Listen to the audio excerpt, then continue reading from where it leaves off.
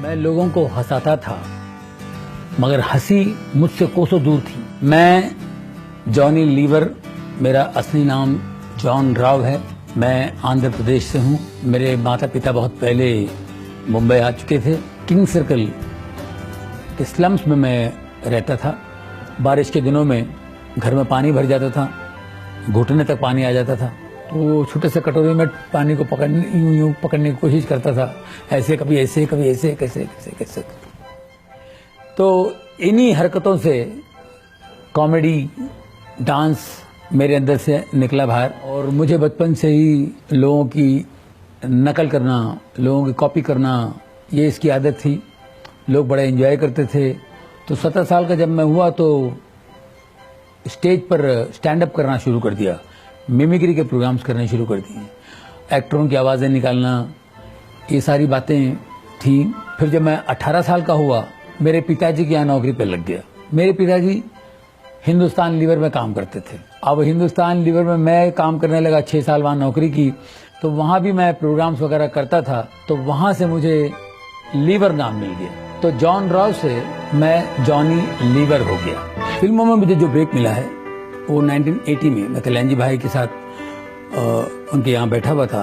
कोई चेन्नई से प्रोड्यूसर आए थे, तो बोले कोई छोटा सा कॉमेडी चाहिए था, 2-4 दिन का काम है। तो कल्याण जी भाई ने कहा कि यहाँ बैठा हुआ इसको ले जाओ। मैं शोज के लिए ST बसों में सफ़र करता था।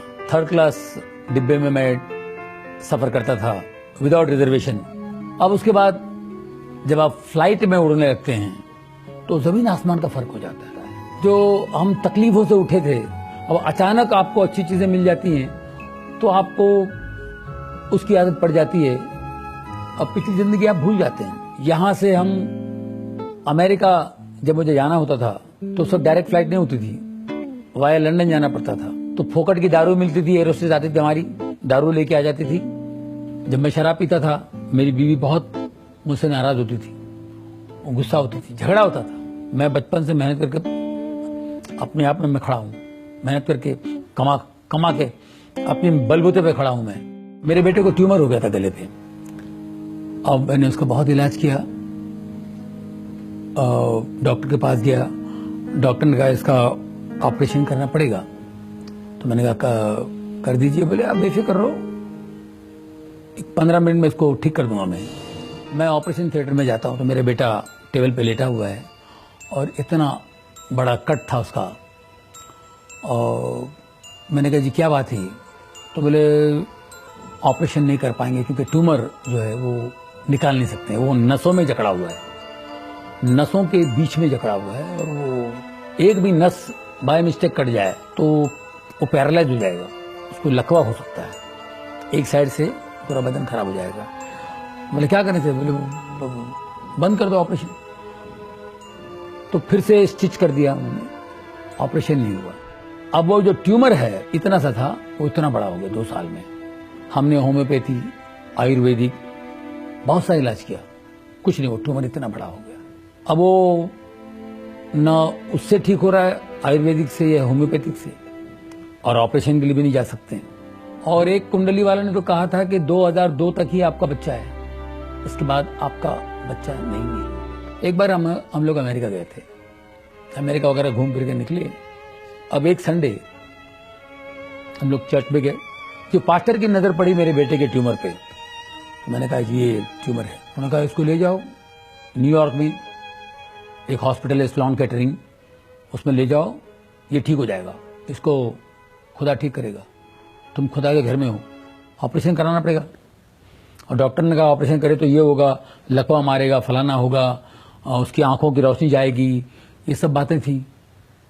तो मैंने कहा देखो डॉक्टर ने बोला ठीक है, लेकिन गॉड पे विश्वास करना बहुत ज़रूरी है, और जीसस हमारा जिंदा है। मेरी वाइफ ने कहा अगर वो जिंदा है तो आपसे बात करेंगे, आप उनसे पहले पूछिए। अगर वो खुद आपसे बात करते हैं, खुद बोलते हैं कि ऑपरेशन करो, तो ही मैं अपने बच्चे को अलाउ करूंगी, वरना मैं अपने बच्चे को ऑपरेशन के लिए मैं इजाज़त नहीं दूंगी। मेरी वाइफ ऐसे खड़ी थी, मैं भी खड़ा था, मैं तुरंत घुटने टेका और उधर ही प्रार्थना की। मैंने कहा परमेश्वर यीशु के नाम से मुझसे बात कर, मुझे बता कि मैं ऑपरेशन के लिए जाऊं। और मुझे आवाज आई, जा बेटा जा, ऑपरेशन कर, डर मत, मैं तेरे साथ हूं। ऑपरेशन के दिन 3 घंटे के बाद मेरा बेटा बाहर आया। हम लोगों को डर था, जैसे कि यहाँ उन्होंने कहा था तो पैरालाइज होगा, आंखों की रोशनी कम होगी, लेफ्ट हैंड बिल्कुल 100% पैरालाइज होगा।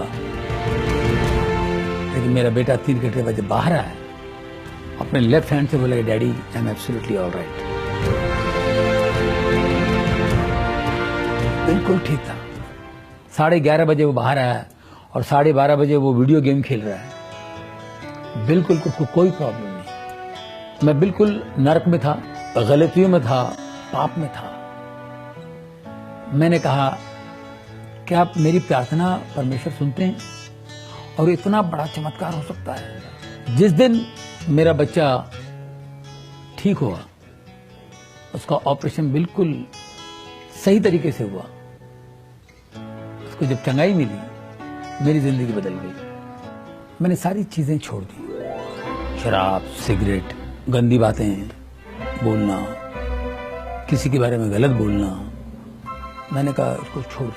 शराब में 1.5 बोतल पीता था और 4 पैकेट सिगरेट पीता था। बहुत मुश्किल था मेरे लिए छोड़ना ये। बारिश के मौसम में बहुत तकलीफ होती थी, मुझे तलब आती थी, लेकिन मैं प्रार्थना करता था कि परमेश्वर मुझे शक्ति दे, यीशु मुझे ताकत दे। जब परमेश्वर की रोशनी आती है तो एक ताकत आती है आपके अंदर, और उस ताकत से आप इन चीजों को फॉलो कर सकते हैं, इस मार्ग पे चल सकते हैं। मेरी वाइफ सेवा करती है, मेरी बेटी चर्च में वर्शिप लीड करती है, वो अच्छा गाती हैं, और मेरा बेटा ड्रम्स प्ले करता है। हम चारों मिलकर सेवा कर रहे हैं और आज हमको इतनी शांति है और इतना सुकून है। बदलने की शक्ति है। अगर आप बदलने की शक्ति को पाना चाहते हैं तो स्क्रीन पर दिए हुए नंबर पर संपर्क कीजिए और मुफ्त किताब हासिल कीजिए।